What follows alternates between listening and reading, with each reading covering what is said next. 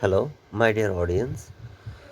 আজকে এইচএসসি পরীক্ষার্থীদের কিভাবে ইমেইল লিখতে হয় তার একটি পূর্ণাঙ্গ ধারণা দেব।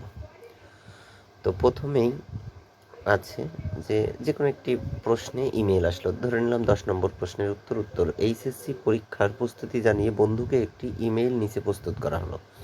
এই কথাটি প্রথমে লিখে যথা দিয়ে কোলন নিউ মেইল দিয়ে এটা পেন্সিল দিয়ে এটা একটু ঘষে দিলে ভালো হবে।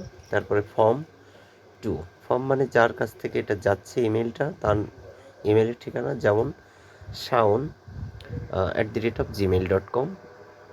এরপরে যার কাছে পাঠাচ্ছি sami@gmail.com। সিসি যদি একাধিক বন্ধুদের কাছে দিতে বলে তাহলে সেমিকোলন দিয়ে এখানে 2 থেকে 3টি ইমেইল রচনা, মানে 2 থেকে 3টি ইমেইল লিখে দিলে ভালো হবে।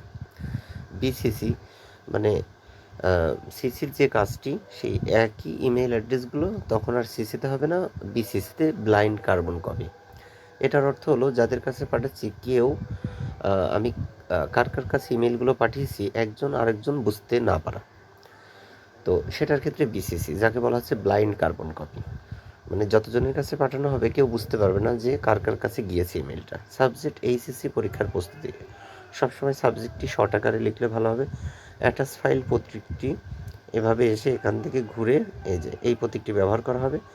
তারপরে সেন্ট অপশন সময় 10টা 30 AM এবং 19শে সেপ্টেম্বর 2025। তারপরে প্রিয় বন্ধু, আশা করি এইচএসসি পরীক্ষার যে সকল প্রস্তুতি আছে সেগুলো এখানে লিখে দিয়ে ইতি তোমার বন্ধু শাওন, এটা লিখলেই ইমেলটার একটি পূর্ণাঙ্গ উত্তর পাওয়া যায়। তো এই বিষয়টা একটু খেয়াল রাখতে হবে।